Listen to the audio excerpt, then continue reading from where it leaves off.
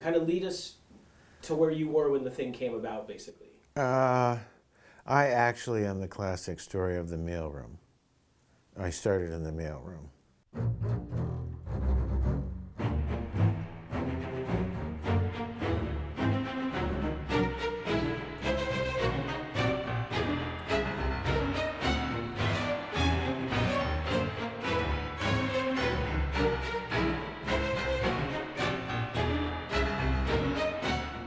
Those of us that work in editorial are really the submariners of the film industry. You know, we're in these little dark rooms forever and ever and ever trying to create reality, and then we walk out into it, daylight, and there's reality.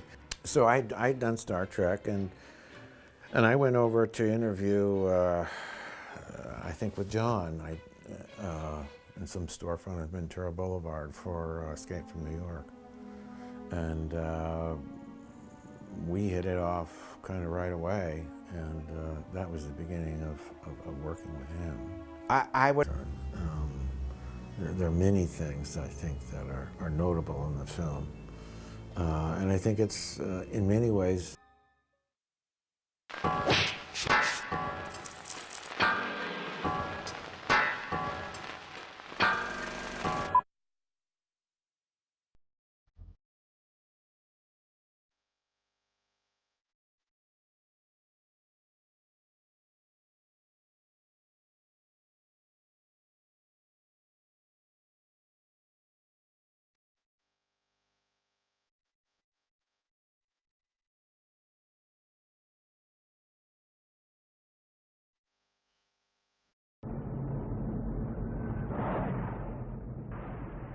Remember giving them a price, which I thought was probably going to be too high. And the producers on the film looked at me and said, you know, your price is like 1/4 the price of the next bid, which was from New World Pictures. And actually who was running, I guess, the effects department at the time was James Cameron. He was actually the effects guy at New World Pictures, I believe. So his bid was like 4.5 times greater than mine. Susan Turner, who I worked with a lot at the time, she made the miniature spaceship, which was really kind of a hard thing to do because she put a lot of electronics inside the what almost looked like something as flat as 2 pie plates together, you know, that had a lot of electronics inside of it. John called us and said, can anybody there do the spaceship? So I went out and talked to John, told me what he wanted. Very nice, mild-mannered guy, really easy to deal with. And that's how I got it. I just talked to him and he hired me, and he was also very nice. I don't think there were many women model makers in town at that time, and it didn't bother him a bit, which I really liked.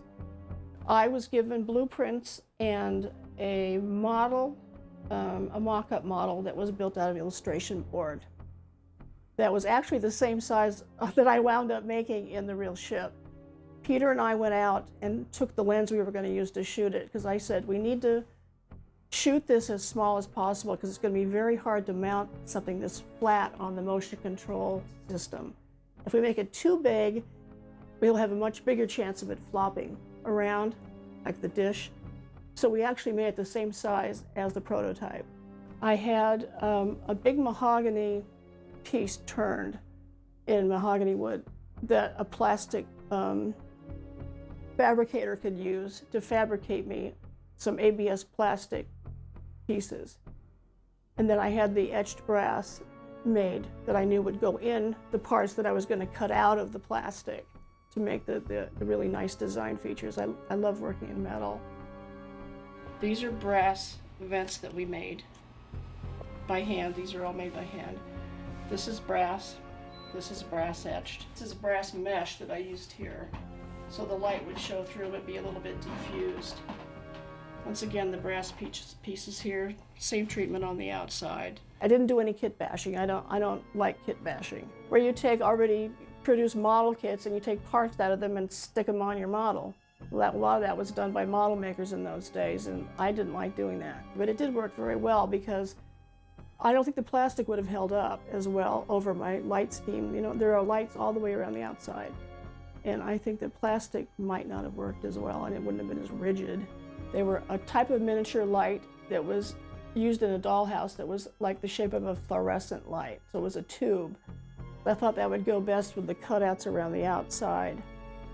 You know, because usually mini bulbs, little bulbs, I don't think they would have, you wouldn't have seen them uniformly through the slits that are on the edges.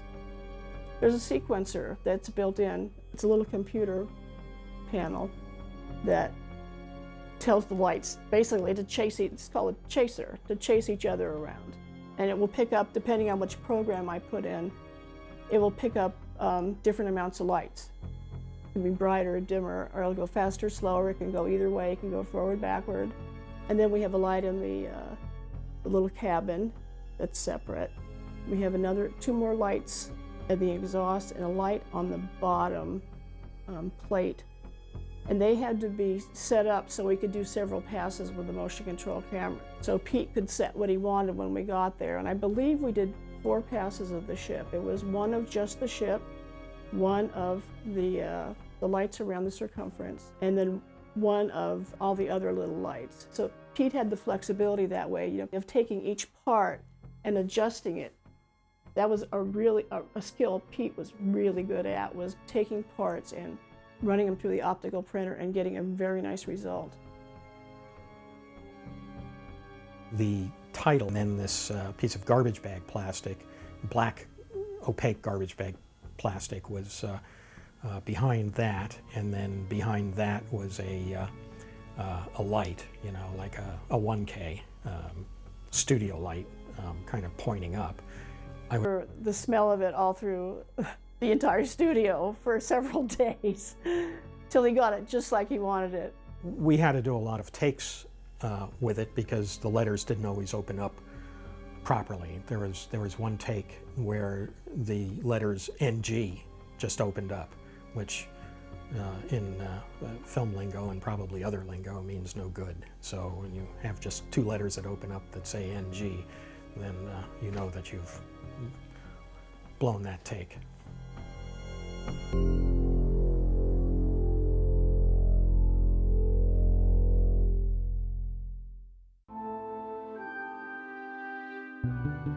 I heard through a colleague I had worked with, and basically he told me, like, look, you know, I had a really good experience working with you. John Carpenter's going to be doing a version of The Thing. If you're interested in working on that, you know, I have we could probably get you aboard that. And then he mentioned Rob Bottin was doing the makeup effects, who had just done The Howling. And the Bottin part of the equation, it was more, you know, cutting edge makeup effects, you know, sprung to mind when I thought of that. And, you know, I was really fortunate to be able to get on board that. Right after we did Cat People and The Beast Within, he was about to lay me off, and he got a phone call that said, we need somebody to do foam latex for us on this job, and it's top secret. I can't tell anybody about it. And my dad said, well, my son's going to be available. Go ahead, take him, you know. And so I went over, and it was, you know, Rob Bottin on The Thing.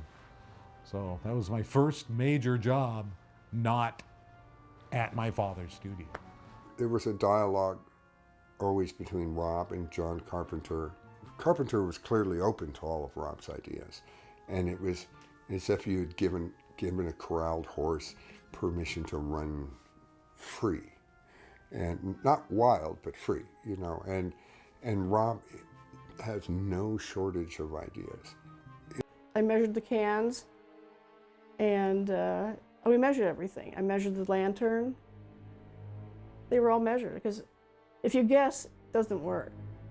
You measure what you're copying and you just take it down. That's all. If it's 2 feet, it's 2 inches. I think it was either 1 inch to a foot or 1.5 inches to a foot. I would lean more toward 1.5 inches to the foot, as I recall. I believe that was a request by Randy, that he wanted that size, because actually if you get too much smaller when you're doing stop motion, it's hard to move the creatures around. You need something that's, you know, a little bit larger so you could do a good job moving the joints. And we had conceptual discussions early on. The original Thing, I think, had Blair and 2 arms, I think, and looking scary. And Rob said, no, let's give him bug arms. And I said, let's give him a bug mouth, let's give him this, that. But it was drawn before I sculpted it. And then Ernie Farino took those drawings, which were blueprints, 2 size, and he made an armature that matched that. I sculpted on top of the armature rather than having it retrofit, but I also believe that the sculpture of the body, the main caterpillar, was sculpted first, and the armature was fit to that, but it was sculpted based upon a very detailed and accurate drawing. When we started shooting our stop motion version of the Blair Monster, I don't even think that they had built the full-size mechanical Blair yet. I'm not sure what their schedule was or what they were ultimately aiming for, but I don't remember seeing the large one until we were somewhat further along. That it later on did come in, and I remember seeing the large Blair Monster, but I think they were moving, of course, in parallel, working from all the same designs, but it certainly was not completed or even near completion when we started. The only time I remember meeting John Carpenter on the film was early in the production, and basically, he sat down with me and told me what he was looking for, and what I recall is he just said, keep it dark and mysterious, and so he perhaps, I'm sure Randy received more specific instructions, but from my point of view, he was very much kind of hands-off and letting us, create and do the best we could. They gave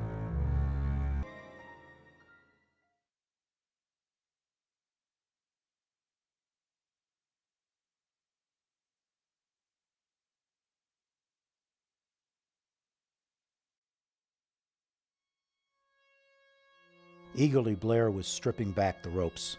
A single throw of the tarpaulin revealed the thing. The ice had melted somewhat in the heat of the room, and it was clear and blue as thick, good glass. It shone wet and sleek under the harsh light of the unshielded globe above. The room stiffened abruptly. It was face up there on the plain, greasy planks of the table. The broken haft of the bronze ice axe was still buried in the queer skull. 3 mad, hate-filled eyes blazed up with a living fire, bright as fresh spilled blood, from a face ringed with a writhing, loathsome nest of worms, blue mobile worms that crawled where hair should grow.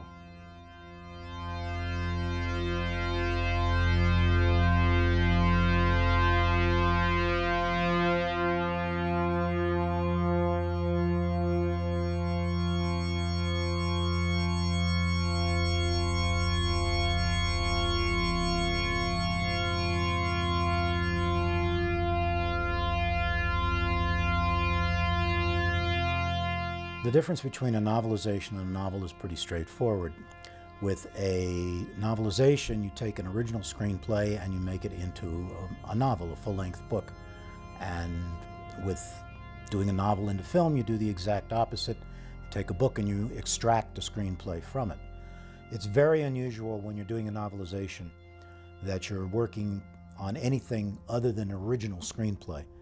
For you to be working on a screenplay that's based in turn on an original work that you're then in turn rewriting is very uncommon. It would be like being asked to do the novelization of the film version of Dune. It just doesn't happen because the original work is still out there. I think the novella endures for the reason that a lot of really good literature does endure. It's not so much about ideas or technology as it is about people. It's really a story about what people do under pressure, and not so much a story of an alien invader attacking human beings. John W. Campbell, in addition to being the most important editor of modern American science fiction, as editor of Astounding, later to become Analog Science Fiction magazine, was also a significant writer in his own part, which a lot of people are not aware of. Well, prior to Campbell's taking over the editorship of Astounding Science Fiction magazine, most modern science fiction consisted simply of a sort of exploration of technical and engineering changes. It was sufficient to have an interesting science fictional development. whether it was a weapon or a new kind of power plant. Campbell was the first one to insist that the writing, first of all, be better, and that the stories actually had some kind of significance from a story standpoint, that they were about something besides a technological development. The magazines needed a vast amount of material because there were so many of them, and writers who wanted to make a living at writing short stories and serialized novels for the pulp magazines found that they could sell multiple stories to the same magazine by using pseudonyms. So you might have a magazine with 6 stories in it, and 3 of the stories might be by the same author, but they would all be under different names.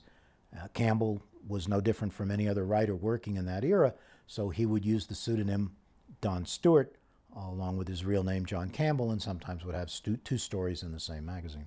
I first read Who Goes There in its original form when I bought a copy of Who Goes There, which was also the title of an anthology of stories by Campbell, published by Shasta Press.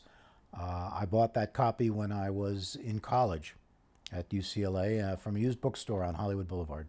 I thought it was a good story. It didn't make an enormous impression on me at the time because I was reading so much science fiction at the time that a lot of things tended to run together. But the original illustration to the story, which was by a great artist named Hannes Bach, on the cover of the book, that stuck with me really well. John W. Campbell, coincidentally, published my first story.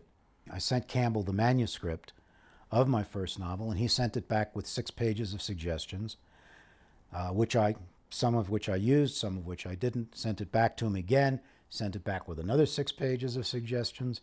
I didn't realize it at the time, but this was the way Campbell worked and the way he edited with everybody he worked with, whether it was an unknown like myself or Robert Heinlein or Isaac Asimov. Again, some of the suggestions I adopted, some I didn't, and eventually, on 3rd submission, the book was bought by Betty Ballantine at Ballantine Books. The editor of the book line is the person who hires the writer to do the novelization.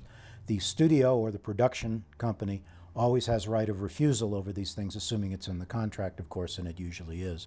What happens is you get the screenplay for the film and you work from that. Usually I'll have the screenplay sitting over here or on one side of my computer and my manuscript that I'm working on the other side. If you're lucky, as the writer, you'll get some ancillary material, pre-production drawings, still shots from the set. Anything you can get that helps you make the adaptation relate to the film as accurately as possible is obviously very useful. I treat every film novelization, or adaptation if you will, as a collaboration between myself and the writers of the original screenplay. I don't regard them as any different than collaborating on an original novel with another writer. So I put as much as myself into my screen adaptations as I do into my original work. The actual word count that you aim for is often stated boldly in the contract. They'll say they want a book of a certain length, but generally speaking, anywhere between 80 and 90,000 words is an acceptable length for a full-length novel of any kind, including a novelization. Generally, the amount of time that you're given is between 6 and 8 weeks, sometimes a little less, sometimes a little bit more. You always get the screenplay. You have to have the screenplay. That's literally what you work from. If you're lucky, you get ancillary material, pre-production drawings, still photos from the set, pictures of the characters in costume. Anything that you can get from the film while it's in production is useful in making sure that the book version matches up to the film version as closely as possible. The least amount of material I had to work with when I was doing a novelization, interestingly, is Alien, because everything was a big secret. Fox wanted to keep as much of the film's visuals and story as secret as possible, and perhaps most interestingly, they wouldn't show me any pictures of the alien. So if you read the book version of Alien, there is no description of the alien in the book version of Alien because Fox wouldn't release any pictures of it to me or anybody else. That was the big problem. It wasn't that I couldn't describe something, it was that I would describe something that didn't exist. And of course, nobody had ever heard of H.R. Giger in this country at that time, so I had nowhere to go to look for something even halfway relational. Studios didn't care so much because they weren't going to use those settings or characters or storylines again. Nowadays, where a lot of science fiction and fantasy films become the foundations for ongoing long-term franchises, studios are much more involved and much more controlling over what you're allowed to do in the books. If you have an interest in doing film novelizations, and if you ever happen to get the opportunity to do so, the most important thing, I think, is to maintain the spirit of the original writer's work. You don't want to insert your own style, insofar as you might have a style, into it. First of all, it's jarring, and second of all, that's not your job. Your job is to fix the little things, because you can't fix the big things most of the time, even if you want to, because people are going to see them up on screen and then they'll wonder why they don't accord with what you did in the book. So you go through the screenplay and you try to fix little tiny things. One thing that you can also do is get inside the characters' heads. You don't have time in a 2-hour movie to show what characters are thinking, at least not very often. That's one of the main things you do in a novelization, is you can show what the characters are thinking, and you can show their motivations. On screen, it's very simple. Character picks up gun, shoots bad guy, puts down gun. But on the printed page, in a book adaptation of that particular sequence, you can show what the character is thinking when he pulls his gun, what he's thinking when he pulls the trigger, what his reaction is when the bad guy falls down, assuming he gets the shot off first. You can do all kinds of things, and that's the main thing that a good novelizer should do, is do all of those things in the book that the filmmaker, who may want to do them also, simply doesn't have time or means to do. I got hired to write the novelization of The Thing because obviously I had done a lot of movie novelizations. It also helped, although it didn't involve me getting hired, that I happen to know both John Carpenter from many years ago and John W. Campbell, the author of the original story, even earlier than that. My job in novelizing the Lancaster-Carpenter version of The Thing was to make a book out of that. I did not go back and go anywhere near the John Campbell original novella, because that's not part of the job, and also because it would have complicated probably the storyline and the adaptation. Unfortunately, when I did the novelization of The Thing, all I had to work from was the screenplay. I couldn't tell you which draft of the screenplay I worked from, except that it had a different ending from the film. That was all I was given. I saw nothing as far as pre-production drawings or still shots from the film. I basically worked just from the screenplay. It was a very tight, very well worked out screenplay, and I was able to proceed from one scene to the next without being hung up on some place where there was a noticeable gap in characterization or action or anything else. It made it a very smooth process to do the book version. The thing that I was able to do, I think, and certainly tried to do, was enhance the feeling of claustrophobic terror in the book, because you have a lot more time to work with, and instead of just showing somebody's fear on screen, which might be a simple reaction shot, I can get inside that person's head and show the development of the fear that they're feeling, not only inside their minds, but in their physical reactions, how they're seeing the world around them. And that was, I won't say fun, that's probably not the right word for describing scenes of terror, but from a writer's standpoint, that was one of the most enjoyable things about writing the book, was developing each individual's increasing sense of terror and trying to communicate that in words and not in pictures. Well, the major difference is the fact that the conclusion of the book is not only different from the film, but bigger. It was my understanding that that was the conclusion, the one that's in the book and that was in the screenplay version that I had, was the one that John Carpenter really wanted to shoot, but that they couldn't do it for reasons of budget. And that's too bad, because I think it's a spectacular, like with a lot of novels that come out that are not recognized in their time and only become recognized sometimes after the author's passing. Fortunately for John and for everybody else involved with the film, it's now recognized as a significant film, at least within its, the genre. Well, I'd like to say that I thought at the time that it was the greatest novelization I've ever written, and the greatest novelization I would ever write. But what I thought was it was a really good film and a really good screenplay, and I had done enough of them, and I've done enough of them subsequently, to be able to tell a good film from a good screenplay while I'm working on it. And I knew when I was working on The Thing that it was going to be a good film, and it was.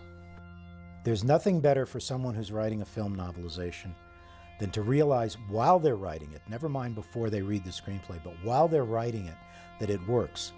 It works not only as a book, but you know it's going to work as a film as well. And you become caught up in it. And what happens is, that the story and the characters in the screenplay start to take over the book for you. And all you have to do is really type. And I don't mean just by translating screenplay format into prose format. I mean, you become so involved with the characters and the action and the story that it just kind of sweeps you along, just like the writers and the director wanted to do when you're in the theater. And the same thing can happen during the writing process if it's a good story and a good screenplay.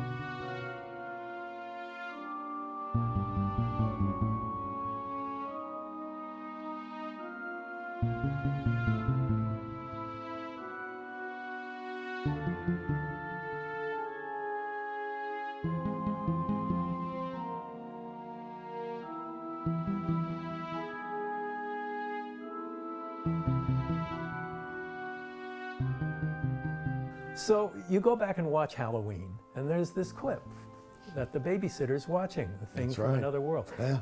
Did you ever imagine that that would turn into what became John Carpenter's The Thing? No, I had no clue. That was just, I had a 3/4 inch VCR at the time. A U-matic. And oh yeah, it was this giant thing. And we needed stuff to be on TV. So I just picked that. Was it always a favorite movie? I love that movie. Oh yeah, I love that movie. And you worked with a regular crew, starting with Halloween. Well, even Assault on Precinct 13, a lot of the same crew guys. The Thing was your first big studio movie. That's right. And you brought the guys with you, right? That's right. So they had to join the union. They had, there were all kinds of issues to be able to bring the people. Yeah, yeah. But it was Dean and his crew, and they were his regular crew. Right. They had been with him for years. Ray Stella. Yeah, Mark Walthour. They'd done a lot of low-budget films, and they just came right in, and it worked out great. Worked out great. How The Thing came together, though, you know, who was involved and how it happened. You were in a very enviable position of having come off the most profitable, successful independent film in history. Then you did The Fog, which was a big success, Escape from New York. Each was kind of a step up in a budgetary level. But suddenly, you're given the keys to the kingdom, and in a way, at a major studio production, you had a lot of control. I did have some control on that. How did that come about? They started courting me because the movies kept making money. And Stuart Cohen, who I went to USC Film School with, said, let's do a reimagining of The Thing, whatever that means. And they had worked on it already with scripts. Toby Hooper had done a screenplay, and they put it underwater, and they didn't know what to do with The Thing. But they knew it was a favorite film of yours, right? I don't think they cared or Really? knew. Yeah, they didn't know.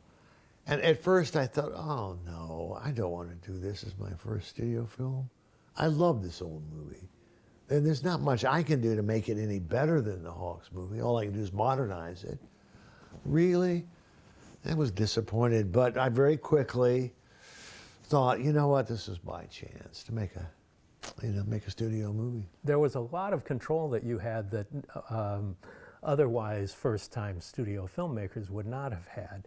I remember at the time you would not allow any photographers to be on the set for any of the special effects. You would only allow frame blow-ups to be used, and that everything was locked away. And what were those initial discussions like about how you wanted it to be covered and how secret? Well, you know, I don't remember much about that. My control was more illusory than it was. It wasn't written in paper because as soon as we started negotiating, Universal sent me this contract and it said, well, we have all business and artistic decisions. And I said, well, I'm not doing it then. So they backed off that hard line a little bit. But that's their standard contract. Oh, I know. So you went around that. I just wasn't going to do it. That's just too much. So I don't remember how it is that I got that done, that no pictures of the thing. They went along with it. I can't believe it. Well, do you think maybe that the studios have respect for the money that genre films make, but they don't have any real knowledge or respect for the genre films themselves, and they put it in your hands and trusted you? I think that's part of it. They wanted to make money, and they thought, well, this guy can do it. But they thought a lot of guys can do it. So it wasn't. It worked out fine that way because it kept being a mystery, and it kept being something that you can't see, and we saved it. Now, it doesn't make the film a big success, but that's the way I wanted it to go.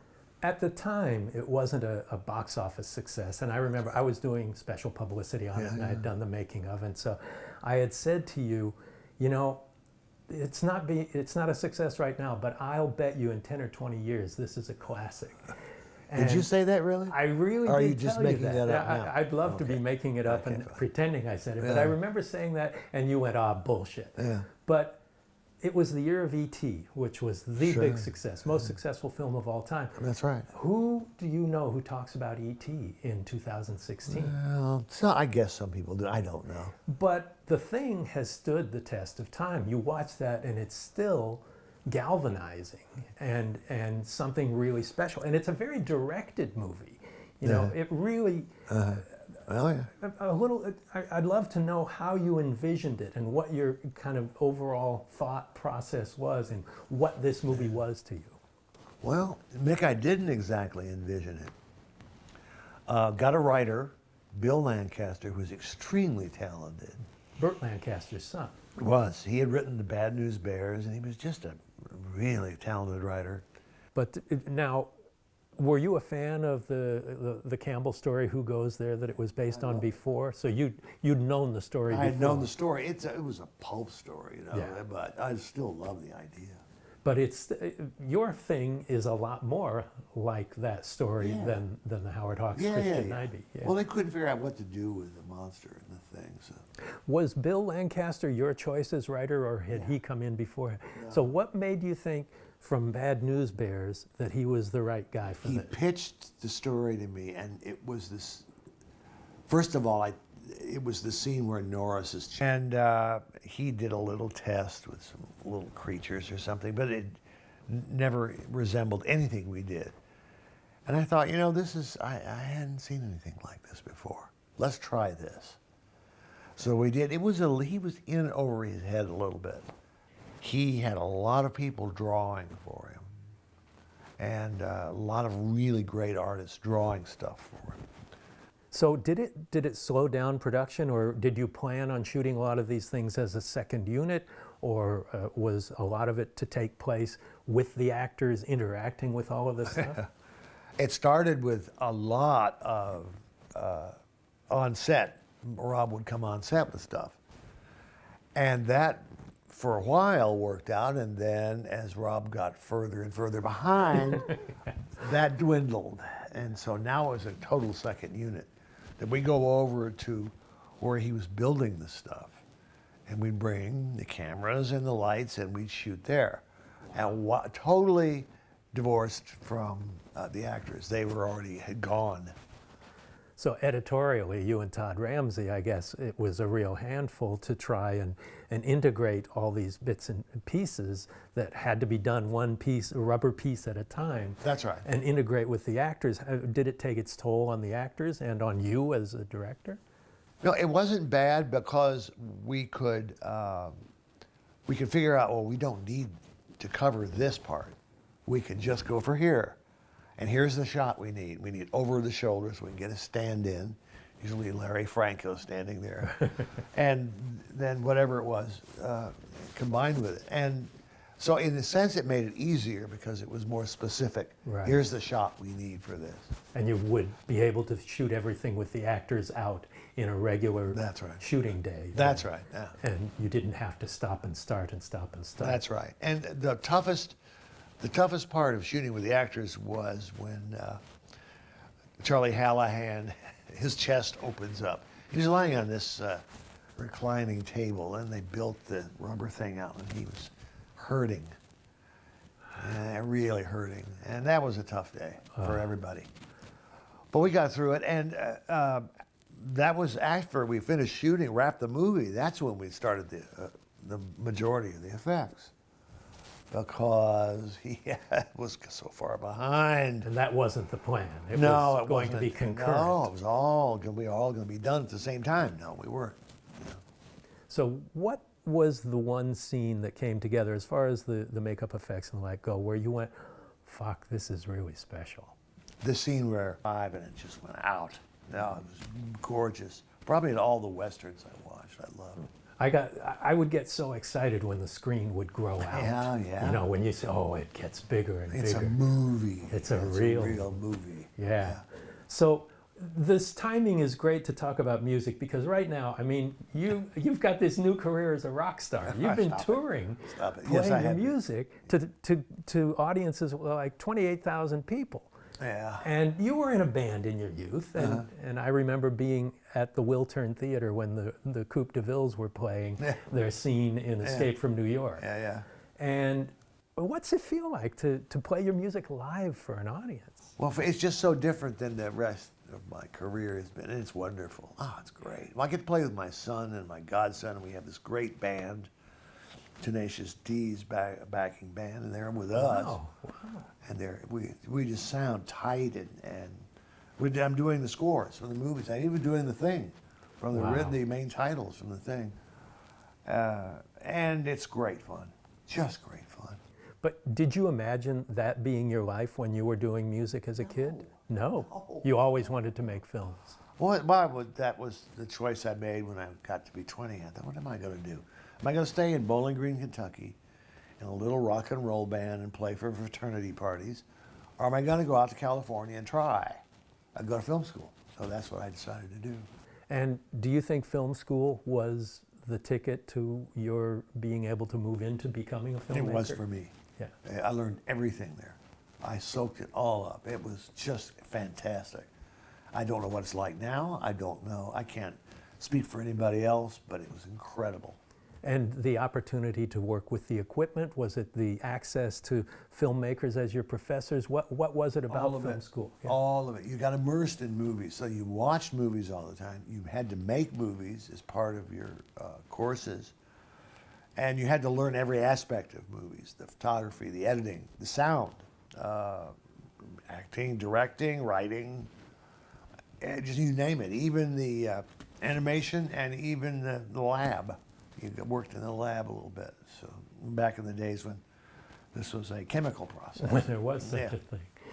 So that immersed you. Let's go back to the music a little bit, because although this is credited to Ennio Morricone, it's a very atonal score. It's tones more than it is melodies or anything like that. But there are some very specifically Carpenter-esque cues in there. Because Carpenter did them. That's my question. Tell me about how that came about. Well, we didn't have the movie done, and Ennio Morricone came in and he said, I can do this two ways. I can score the entire movie, but that's not going to be possible. So what I'm going to do is give you various pieces. Mm-hmm. And frankly, though, people are misremembering or misremembering the score. I did three little connecting moments, the real atonal stuff, and his opening theme was real spare and real depressing and creepy at the same time. But he had lush violin pieces in this movie. real orchestral feels to them. And people don't remember that. There's really some beautiful stuff that he's done. But they're spatial and atmospheric more than they are melodic. That's him, yeah. But there's a fullness to it Oh, man. that's just beautiful. But are all the electronic cues yours? Not all of them. I'd have to go back, and I can identify them because of the. But he was equally Prophet as comfortable synthesizer. with the synthetic stuff as well? Yeah. Oh, yeah. Well, he started out as an experimental musician, so that's where he came from. But your history is in music. Your father was head of the music department at the University of Southern Kentucky. Yeah. And so he was a violinist primarily. And what was the first instrument you played? He tried to teach me the violin, and the only problem was that I had no talent. So I struggled for many years, didn't care about it. I was a mark for bullies in school, carrying this violin case to school. Hey guys, beat me up. And did you find keyboards to be something that suited your personality? Keyboards were great, bass guitar was great, acoustic guitar, electric guitar, that was all great stuff. So you play all those instruments. Yeah. But so let's talk about the thing locations, Yeah. which is something that no one's talked about. well, we were going to talk about, because you scouted those locations in the summer up in British There are Columbia. three sections of movie making on the thing. One was a second unit up in Alaska, above Juneau, Alaska, in the Juneau ice fields. These are the ice fields above the Mendenhall Glacier. And that's where all the weather begins in the United States up there. And they have a little scientific station up there that we bunked in and shot just vistas. And everybody's, oh God, it's over. So, but that's the movie I made. And I'm extremely proud of the movie. So of all the films you made, is this the one that came out maybe closest to what you intended? Yeah, this is it. That's a pretty great feeling. And it's the strongest film I've ever made. It's not the most audience pleasing. No, It's but a stronger one. do you consider yourself a cynic? Well, It's a cynical movie, but Todd Ramsey said to me that I am a short-term pessimist and a long-term optimist. that's Which is a different deal. I have a ultimate concern and an ultimate feeling about mankind. I think that somehow we will survive. But I'm just delighted that you made a movie that you can sit back and say, this is the movie I intended to make, and it's been so embraced by the world. Well, what's amazing is here we sit, all these years later, and you were on the set with me back then when I was young, and you were young, and now here we are, still talking about this thing. Still talking about this thing, and rightfully so, because it deserves it. It's historic. Thanks, man. You're kind. That's why I like you so much. Well, that's great. Thanks, John. All righty.